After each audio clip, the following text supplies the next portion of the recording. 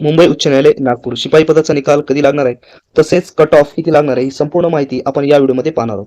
तर सर्वात अगोदर या ठिकाणी पाहू शकता जी जाहिरात होती ती होती मित्रांनो 36 पदांकरता जाहिरात होती. म्हणजेच निवड यादी जी लागणार आहे ती 36 विद्यार्थ्यांसाठी लागणार आहे आणि जे 9 उमेदवार असतील ते प्रतीक्षा यादीमध्ये असतील. तर आता यावेळेस ज्यांनी जे शॉर्टलिस्ट विद्यार्थी केले होते 360, तर ते एकास 10 याप्रमाणे कॅन्डिडेट्स त्यांनी बोलवले होते लेखी परीक्षेसाठी. आता यामध्ये जे उरलेले कॅन्डिडेट्स आहेत म्हणजेच 360 कॅन्डिडेट्स लेखी परीक्षेसाठी बोलवलेले होते म्हणजे एकास 10.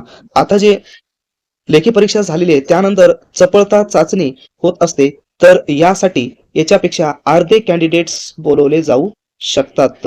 म्हणजेच या ठिकाणी पाहू शकता तुम्ही अर्धे म्हणजे 360च्या अर्धे तुम्ही या ठिकाणी करू शकता. 180 कॅन्डिडेट्स या ठिकाणी बोलवले जाऊ शकतात. कशासाठी? तर चपळता चाचणीसाठी. तर यामध्ये महत्वाचं आहे की नेमकी कट ऑफ किती लागणार आहे, कोणत्या विद्यार्थ्यांनी आता या ठिकाणी चपळता चाचणीची तयारी करायची आहे ते महत्वाचं आहे.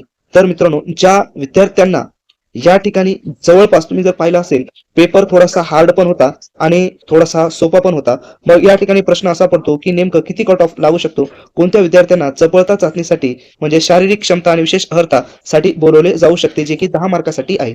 तर मित्रांनो ज्या विद्यार्थ्यांना 30 पैकी 18 प्लस गुण मिळालेले असतील, 18 ते 20, तर अशा कॅन्डिडेट्सनी पॉझिटिव्ह राहणं अत्यंत आवश्यक आहे. शारीरिक क्षमता आणि विशेष अर्हतासाठी अशा कॅन्डिडेट्सला या ठिकाणी शारीरिक क्षमता आणि विशेष अर्हतासाठी बोलवले जाऊ शकते. कारण जर प्रमाण 180 असेल तर 100% 18 ते 20 मध्ये या ठिकाणी कट ऑफ लागू शकतो. या गेल्या वर्षीचं जर आपण पाहिलं बॉम्बे हायकोर्टचं, तर त्या ठिकाणी जागा जास्त होत्या आणि कॅन्डिडेट सुद्धा जास्त होते. या ठिकाणी कॅन्डिडेट्स कमी आहेत आणि त्याच्यामुळं 18 ते 20च्या दरम्यान जरी तुम्हाला मार्क मिळाले असतील तरी तुम्ही या ठिकाणी पॉझिटिव्ह राहा. 100% तुम्हाला शारीरिक क्षमता आणि विशेष अर्हतासाठी बोलवले जाऊ शकते. आता महत्वाचं आहे की या ठिकाणी भरपूर दिवस झालेले आहेत, जवळपास 10 दिवस झालेले आहेत. या ठिकाणी लेखी परीक्षा झालेली आहे परंतु अद्याप निकाल लागले नाही. कारण निकाल लागणं अत्यंत आवश्यक आहे. कारण की नागपूर हायकोर्ट हे अत्यंत फास्ट प्रोसेस असते, पण यावेळेस थोडंसं उशीर लागलेला आहे. तर मित्रांनो जास्त या ठिकाणी वेट करायची आवश्यकता नाही.